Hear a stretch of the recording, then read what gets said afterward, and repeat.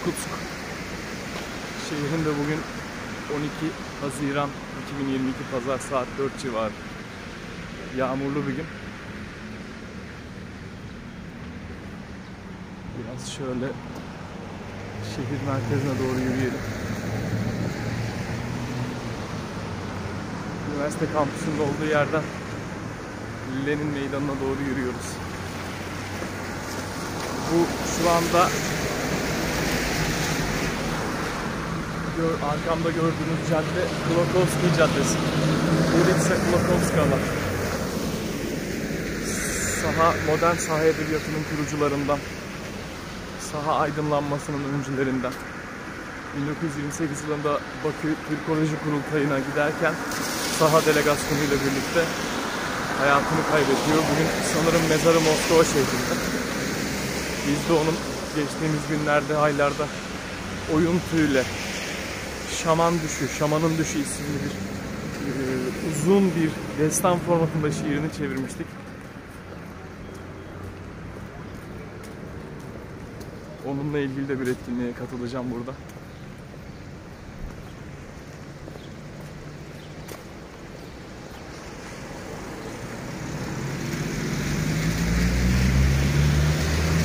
Tabii kutuplu taşlasına yakın olduğumuz için yerde erimeyen buz da var. O yüzden kaldırımlar ve yollar mümkün olduğunca en iyi teknolojiyle yapılsa da sıcaklık ve soğukluk, hava sıcaklığı değişimleriyle zemin çabuk bozulabiliyor. Buna tabii ki yapacak bir şey yok. Belki daha iyi bir teknolojiyle daha da sağlam hale getirilebilir. Mesela birazdan yürümekte olduğum Lenin Meydanı'nda ciddi bir yapım onarım çalışması var. Neredeyse 50 santime kadar kazmışlar caddeyi ve Lenin Meydanı'nı. Belki o göçüklere geçici kalıcı çözüm üretmek için en prestijli meydanı ve sokağı aynı zamanda Yakut şehrinin, aynı zamanda saha cumhuriyetinin. Arkamda bir döner satılan, şavurma satılan dükkan var. Bahçesine girdim. En azından biraz video çekebilirim. Burada çok güzel sergeler var. Sergeler at direkleri. Bu evin sahipli olduğunu, ne kadar çok sergisi varsa o kadar çok kudretli olduğunu gösteriyor. Giriş de bu şekilde. Artçı evi sabah erkenden bir etkinlik olmuş. Öğle saatine daha doğrusu.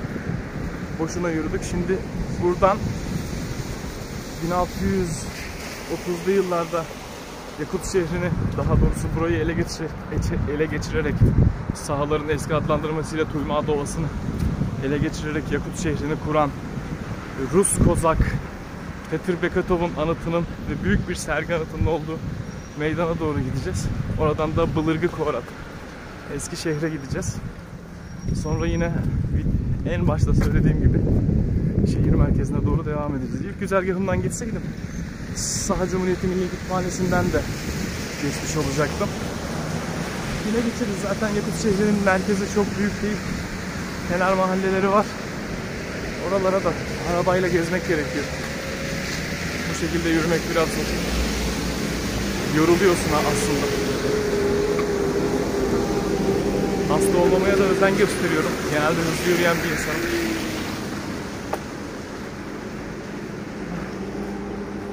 Bu sokağın adını bilmiyorum. İşte Klokovski Caddesi bitti. Bunun kesişiminde yeni bir caddeye girdik. Şurada yazıyorsa size söylerim.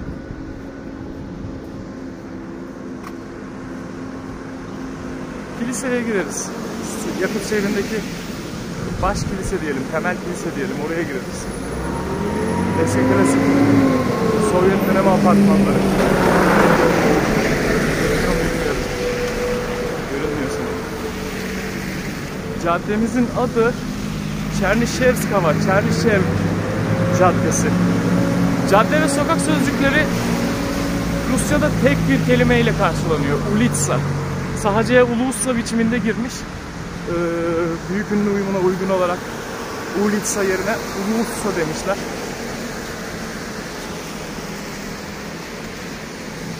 Tabii mikrofonsuz yapıyorum bu kayıtları ama umarım sesim anlaşılır derecede olur. Olmazsa üstüne yeniden anlattıklarımı anlatırım. O da saçma olur herhalde. Yaklaştık. Kapatalım. Peter Beketov anıtından önce burada Ekim 1917 devriminde başlayan iç savaşta hayatını kaybedenlerin anısına dikilmiş bir anıt var. Bakın hızlıca geçmem lazım. Kırmızı ışık. Yakaladık, tamam. O anıtı bir ziyaret edelim. O anıttan bahsedelim. Üstünde Sahaca ve Rusça şiir vardı diye hatırlıyorum. Şöyle arkamda da Preobrazhenskiy Sabor var. Yenilenme Kilisesi. Görüyorsunuz. Bu var. Bir sevgili çift de oturuyor. Rahatsız etmeyiz inşallah. Bu şekilde.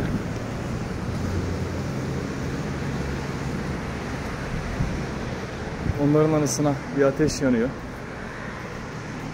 Burada 1918 yılında iç savaş başladı. 1919 yılında Svержение Kolchakovniцы Восстановление Советской власти. Kolçaklar Восстановит. Ne demekti bu? Sovyetlerin gücünü kabul ettiği anlamında olabilir, sözlükten bakarım. Abarana Amga bölgesiyle ilgili bir ifade var. 1922 14 Ocak 6 Mayıs'ı. 1922 26 27 Mart'ında Tulaginski Savaşı. Asada Vilyuska 1922 10 Nisan 8 Temmuz Nikolayskiy Boy savaştı sanırım. Ya da başka bir şeydi, bakarım tekrar. 1992 1922 13 Şubat 3 Mart'ında Abarana Sasıl Sıhı, o bölgelerde olanlar. Burada bazı isimler yazıyor. Alekseyev I Bubyakin Burukhanov Benzin Gruznih Gavarov Gogol Damasheniki Kondukov Atıncı Onur Atlara vurdu. Tuman Bolbut Konuktar Tumulların Ketegar Kıhıl Burga Attahtar Nirgiyerdere İhiller. Peter Beketov anıtı 1632 yılı yazılı üstte. Yakut şehrinin kurulduğu.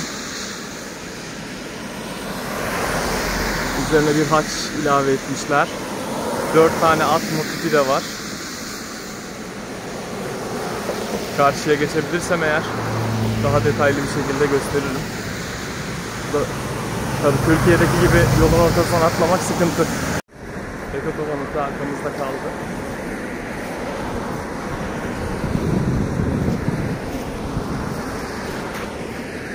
Burada da Preobrazhenskiy Sabor, Başkalaşım Kilisesi yine arkamda görünüyor. Yakut şehri keyifli bir şehir, oldukça keyifli bir şehir. Arkamda da aslında Lena Nehri'nin bir parçası var. Dallarından birisi.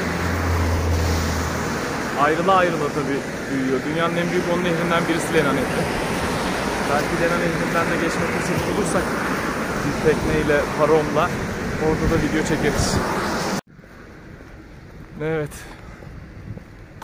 Yolun karşısı zaten söylemiştim. Bılırgı Kuorat, yani Eskişehir. Kuorat, Gorod sözcüğü kökenli. Rusçadan girme bir kelime. Hemen şöyle, burada bir mahtal restoran var. Dün oturduk, bir şeyler falan da yedik.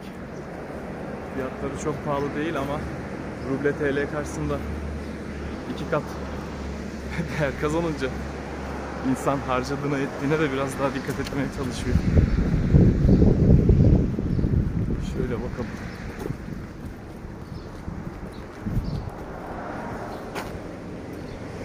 Şap geliyor.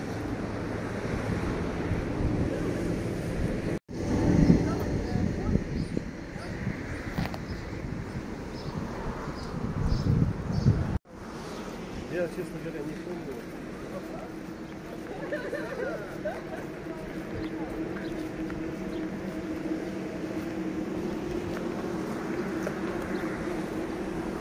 Ibis Restoran.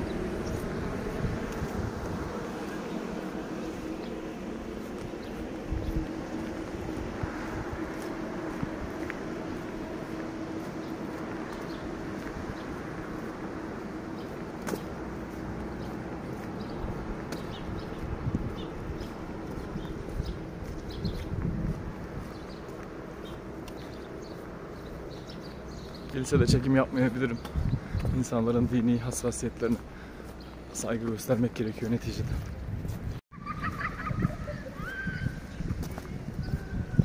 Kilisede ibadet devam ediyordu. Daha sonra müsait bir vakitte gelip izin de alarak kiliseyi çekmek istiyorum. İçindeki ikonlar, mimarisi falan oldukça güzel bir kilise. Şu anda Eskişehir denilen bölgede ahşap evlerin restore edildiği yerde sokakta yürüyoruz. Böyle pahalı güzel bir kameramız olsaydı belki onunla çekerdik videoları.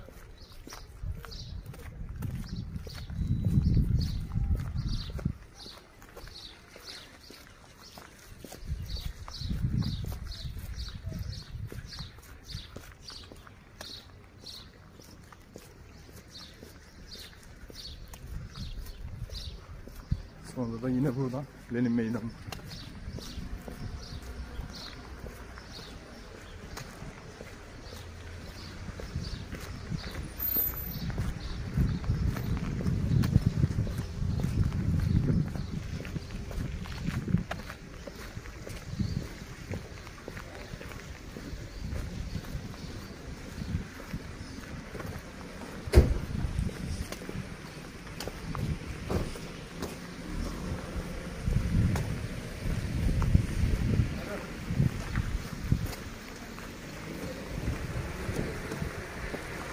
Şöyle bir çevirelim. Geçtiğim sokağı şöyle bir göstereyim.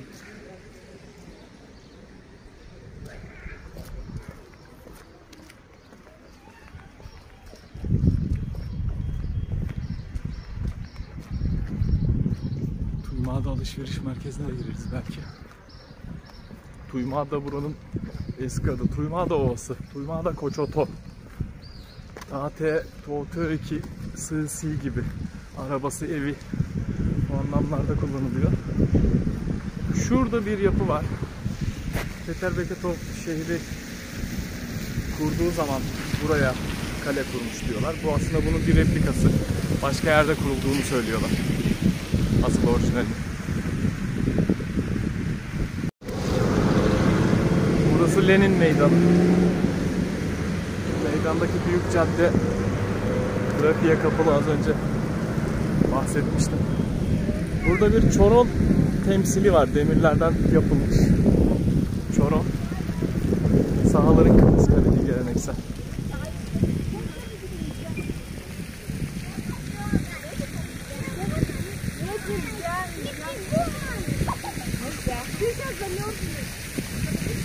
Çok güzel bir fontan var.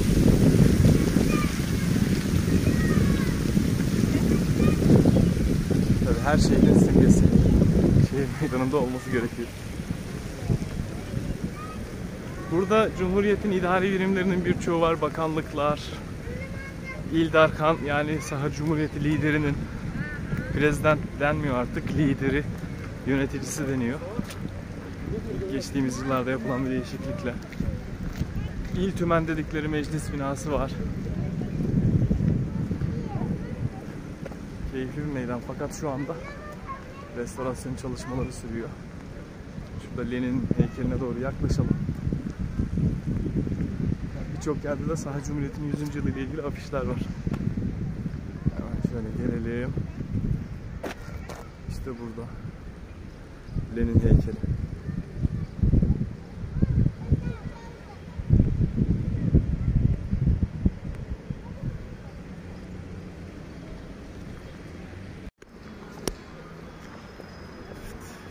Lenin Meydanı'nda devam ediyoruz. Sahaların tabiriyle Lenin dedenin heykeli burada arkada. Meydandaki yol yapım çalışmaları nedeniyle tabii biraz Ortalıkta karmaşa var. Dediğim gibi keyifli bir meydan burası. Yazın kışın kaç derece olursa olsun fark etmiyor. Yerler biraz çamurlu. Pantolonumuzu, ayakkabımızı kirletmeden yürümemiz lazım. Kısa bir böyle şehir merkezi turu gibi olmuş oldu bu. Daha ileriye gitsem Oyunskay Tiyatrosu var, Saha Milli Tiyatrosu var. Fakat şimdi arkadaşımla buluşmak için tekrar üniversitenin olduğu yere doğru gidiyorum.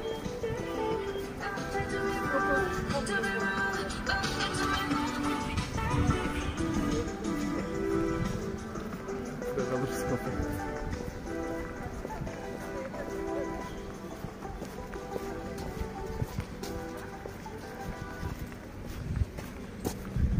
Biraz konuşmadan mı devam etsem?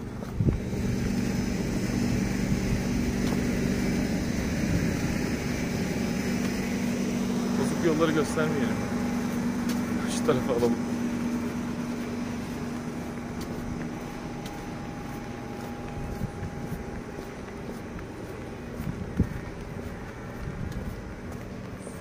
Şimdi bir numaralı ortaokul binası. Geçtiğimiz bina.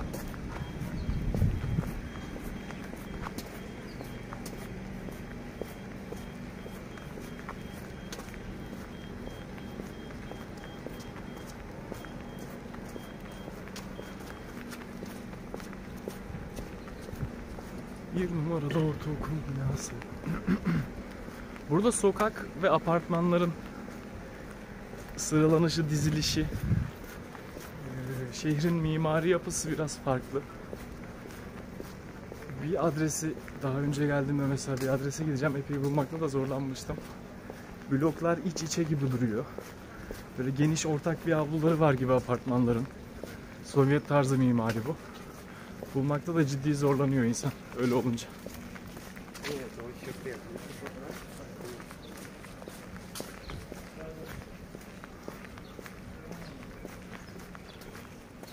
Bir taraf Petrovska, diğer taraf Kirova sokağıymış. Burada da yazar kardeşler Semen ve Sofron Danilovların heykeli duruyor. Sofron Danilov'un, Semen Danilov'un çok güzel eserleri var. Çevirmek belki bana nasip olur. Türkiye Türkçesinde neşretmek, yayınlamak. Saha edebiyatını da Türkiye'de tanıtmak lazım. Türk dünyasının çeşitli bölgelerinden, topluluklarından, devletlerinden edebi eserler Türkiye Türkçesine çevrildi. Saha Türkçesinde de ilk roman geçtiğimiz günlerde yayınlandı. Milli Kütüphane'nin önünden geçeceğiz şimdi. Çok güzel tarihi bir binası var. Çarlık döneminde Yakut bölgesinin, Saha bölgesinin valisi Kraft tarafından yaptırıldığını biliyorum bu binanın. Kraft, Yakut şehrinin ve Saha yerinin gelişmesinde büyük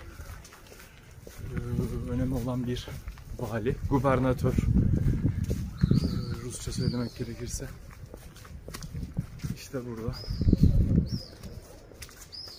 Burada da bazı pamyatlar var. Vasili Vasilievich Nikiforov Külünmünür. Yine Saha edebiyatının önemli temsilcilerinden.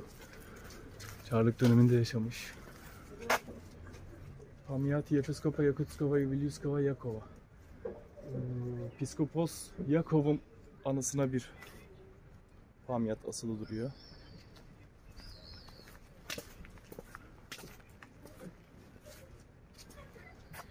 Birinci Yakut Valilik Konferansı. Valilik düzenledi. 25 Mart 1921. İşte bu bina, bu kırmızı tuğlalı gibi görünen bina Saha Milli Kütüphanesi. Epey ben bunların arşivlerinden istifade etmiştim doktora tez çalışmam sırasında. İleriye doğru gittikçe daha net görebileceğiz şimdi. Biraz bina arkamda kalsın. Böyle devam edersem NVK Saha, Saha Radyo Televizyonu'nun binası var. Büyük bir televizyon kuleleri de var. Kışın renkli olarak aydınlatıyorlar. Çok güzel, keyifli hal alıyor. Hatta şöyle bakabiliriz. Şu arkamda görüyorsunuz. Kütüphane binasını da yavaş yavaş görüyoruz tabii. Her yer kapalı yol yapım çalışmaları nedeniyle. Şöyle yapalım. İşte kütüphane binası.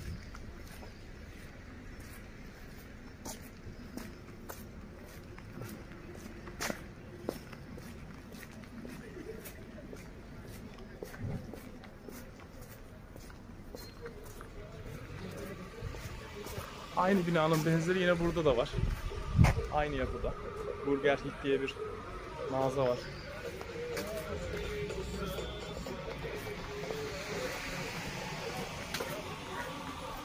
Opera Bale Tiyatrosu'nun önünden geçeceğiz. Rusya Federasyonu Komünist Partisi'nin burası sanırım temsilciliği Yakutsk'taki. Yakut Cumhuriyeti'nin 100. yılına ithafen afiş asmışlar. Şöyle yapalım.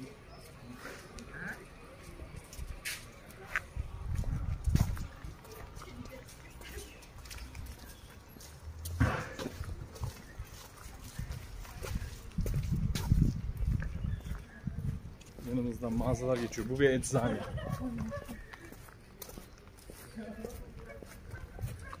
Burada bir döviz mağazası var sanırım. Dengi Ruki. Ferma. Bir market. İsmi Ferma.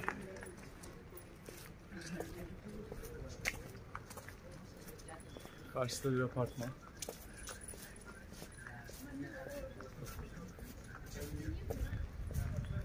Burada bir kitapçı var. Lucia Knigi.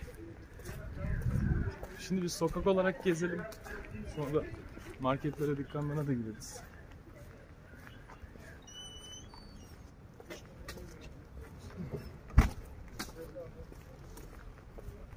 Böylece bugün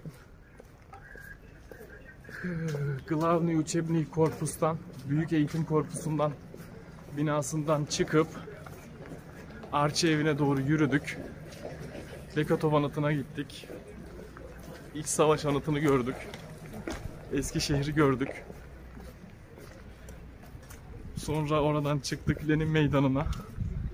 Lenin Meydanı'ndan tekrar bir yuvarlak çizdik aslında. Şimdi tekrar üniversitenin olduğu yere doğru gidiyoruz.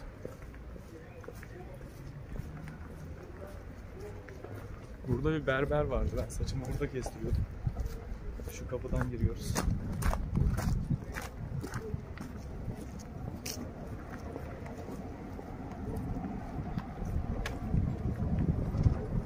Çok keyifli bir hava var.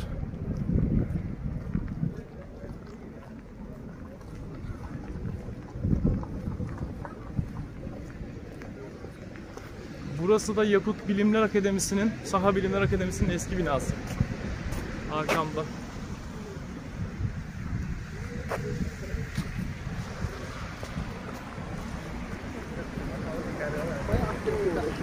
Здорово. Здорово. Здорово.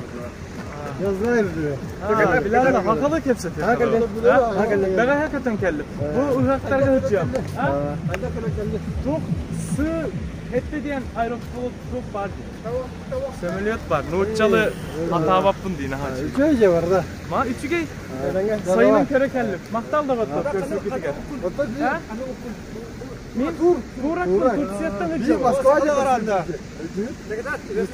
Irak'a körsü yapın. Ya ne de yeter söylese Moskva'da süper düğünde. Öydür kurduk bunu. Min kostümü bir hacı durumda. Ha. Ayar şu satın. Ya da var burada. Etenge bu oğlum. Etenge ya. Değerli. Buyur. Daha önce karşılaştık dedi ama ben inanın hatırlamıyorum. Evet. Soğrunomollon Opera ve Balet Tiyatrosu Saha Cumhuriyeti'ndeki. Şimdi ilk önce şunu göstereyim. Sovyetler dönemi Saha Bilimler Akademisi olarak kullanılan bina bu.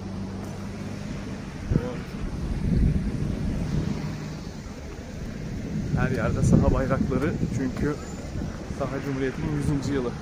Bu çok önemli bir karar arkadaşlar. Sahaların en azından milli adlarını taşıyan bir üniversitelerin olması. Soğrunomollon anıtı. Şöyle bir dönelim. İşte Soğrunomollon adıyla Opera Balet Tiyatrosu burası. Önünde bir anıtı da var. Onu da görelim. Sonra şurada Öksekülak anıtı var. Onu da çekeriz.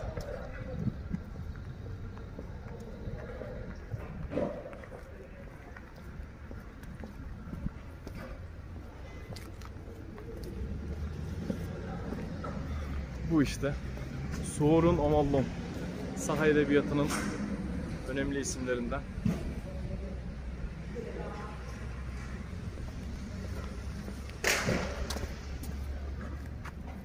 İşte burada.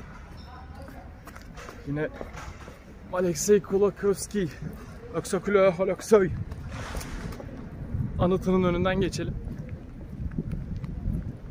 Böyle daha önce uzun bir zaman kaldığım bir şehirde gezmek 5 yılda geçse unutmuyorsun ve oldukça keyifli. Nereye gideyim diye sormuyorsun.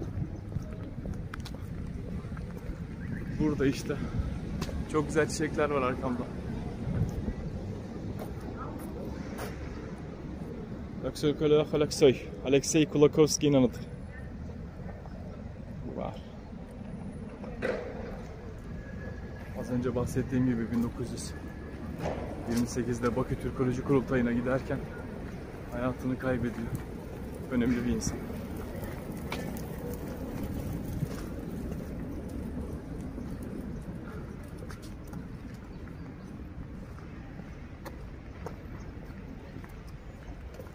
Yürüyelim. Yol yapım çalışmaları buralarda da devam ediyor. Şimdi daha önce kaydettiğim sokaklara gelince, caddelere gelince videoyu tamamlamayı düşünüyorum. Uzatmanın bir anlamı da yok. Kalandrashvili sokağı. Sanıyorum bu iç savaşta buralarda aktif olan Ruslardan biri. Bolşevik yanlısı, sahalarda da yakın arkadaş. Kendisinde Bolşevik olduğunu hatırlıyorum.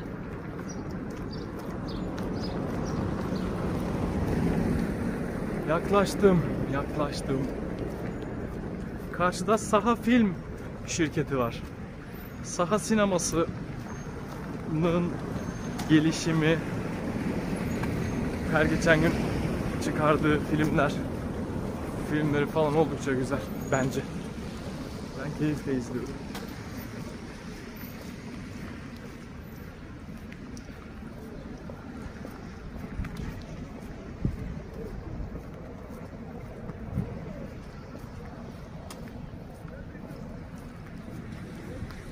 Az önce bu sokağa girecekken ben buraya doğru döndüm ve Arçevi'ne baktık acaba açık mı diye. Fakat açık değil. Sağımıza solumuza da baka baka gidiyoruz.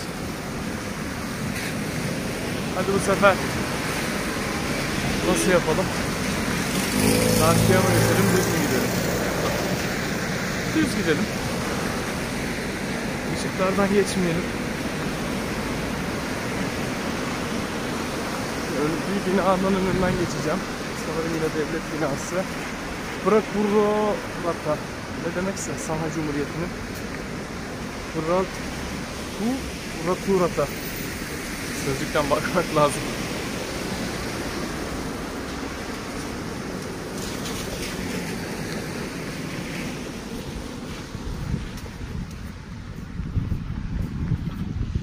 Epey serin baktığımız zaman.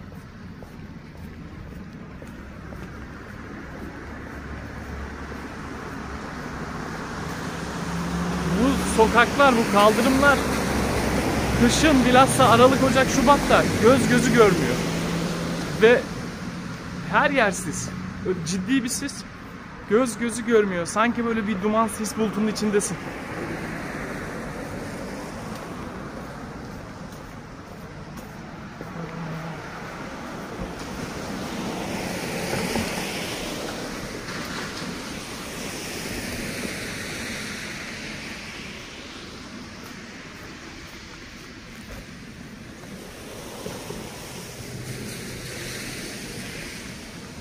Geldik sayılır. Şöyle bir Maxim Kirovich Ammasov heykelinin olduğu yere gelelim, videomuzu durduralım artık. Telefonumuzu birazcık şarj edelim. Hazır ilerleyen günlerde epey yoğun bir programım var. istifade etmek lazım bu boş günlerde. Hem hatıra mahiyetinde tekrar izleyebileceğimiz hem de Yakut şehrini, sahilini merak eden insanlar için bir dokümantasyon gibi, belgeleme gibi kullanılabilecek şeyler. Bunlar.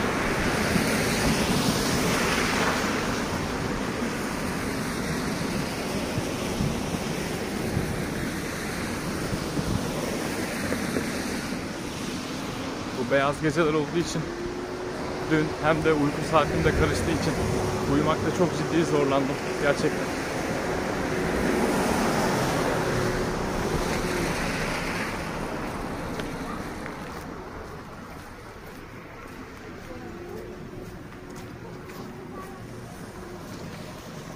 Üniversitenin karşısı burası. Kampüse, öğrenci şehrine girdik sayılır. Studgorolog. Öğrenci şehri gibi çevirebiliriz diye düşünüyorum ben.